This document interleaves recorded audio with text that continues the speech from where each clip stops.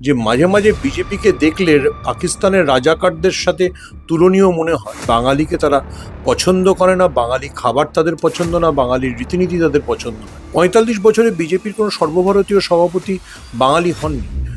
বাংলায় detention camp, তার মানে এসআইআর বা এনআরসি হওয়ার কি সম্ভাবনা এখনো আছে বাংলায়? কারণ মুখ্যমন্ত্রী তো বলেছিলেন যে কোনোভাবে হতে দেবেন না বাংলায়, কি বলবেন? দেখুন, বাংলায় হয়তো এনআরসি হবে না, কিন্তু গোটা দেশে এই যে এসআইআর হচ্ছে, এটা বেসিক্যালি ঘুরিয়ে এনআরসি ছিল। বিহারের সময় থেকেই সব রাজনৈতিক দলের এটা বোঝা উচিত ছিল। দেখুন, এটা আমাদের সৌভাগ্য, গতকাল উত্তম কুমারের জন্মদিন গেছে। উত্তম কুমার হিন্দি বলতে পারেন না বলে তাকে বাংলাদেশি বলে দেখে দেওয়া হয়নি, উত্তম কুমারকে বলা হয়নি, কিন্তু উত্তম কুমার ব্রজবাসীকে এনআরসি নোটিশ পাঠানো হয়েছিল। ফলে আমাদের বুঝে নিতে হবে যে বিজেপি কাদের কাদের, আরো নির্দিষ্ট করে বলতে গেলে বাঙালিদেরকে নিজ ভূমে পরবাসী করতে চাইছে, বাঙালিদেরকে বাংলাদেশি বলে দেখে দিয়ে ডিটেনশন ক্যাম্পে পাঠাতে চাইছে। এটা বাংলার জন্য আমি বলবো দ্বিতীয় স্বাধীনতার যুদ্ধ। এই যে শিক্ষামন্ত্রী ব্রাত্য বসু বলেছেন না, যে মাঝে মাঝে বিজেপিকে দেখলে পাকিস্তানের রাজাকারদের সাথে তুলনীয় মনে হয়, এটা সত্যি, একেবারে সত্যি। পশ্চিমবঙ্গকে বিজেপি তাদের বদ্ধ ভূমিতে পরিণত করতে চাইছে। বাঙালিকে তারা পছন্দ করে না, বাঙালি খাবার তাদের পছন্দ না, বাঙালির রীতিনীতি তাদের পছন্দ নয়। আমি আবারও বলছি, এটা শুধু বাঙালি মুসলমানের সমস্যা না, এটা বাঙালি হিন্দুর সমস্যা, বাঙালি বৌদ্ধের সমস্যা, বাঙালি খ্রিস্টানের সমস্যা। গতকাল আমরা একটা যখন সভা করছিলাম জাতীয় বাংলা সম্মেলনে, সেখানে অনেক খ্রিস্টান এসে যাদবপুরে হাজির হয়ে গেছিলেন। তারা ভীত, তারা ক্ষুব্ধ, তারা মনে করছেন যে তাদেরকে নিজ ভূমি পরবাসী করবার চেষ্টা হচ্ছে। এর বিরুদ্ধে বাঙালি কিভাবে প্রতিরোধ করবে, কিরকম ভাবে সাংস্কৃতিক প্রতিরোধ করবে, সেটা বাঙালিকে সিদ্ধান্ত নিতে হবে, কিন্তু প্রতিরোধ করতে হবে। এটা বেসিক্যালি বাঙালিকে বাঙালিকে ডিভোটার করা এবং তারপর বাঙালির নাগরিকত্ব কেড়ে নেওয়ার ছক।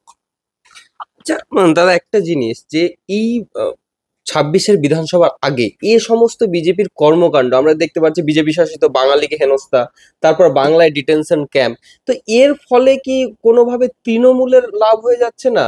কারণ বিরোধীরা যেমন প্রত্যেকবার বলে যে বিজেপি তৃণমূলের মধ্যে একটা ব্যাপার আছে, তো সেই জিনিসটাকে সন্দেহটা কি প্রবল হয়ে যাচ্ছে না, কি বলবেন? দেখুন, এই যে তৃণমূলের লাভ হচ্ছে এ বিষয়ে কোনো সংশয় নেই, কিন্তু বিজেপি তো নিজেরা যে গাছে বসে থাকে সেই গাছই কুড়ুল দিয়ে কাটে।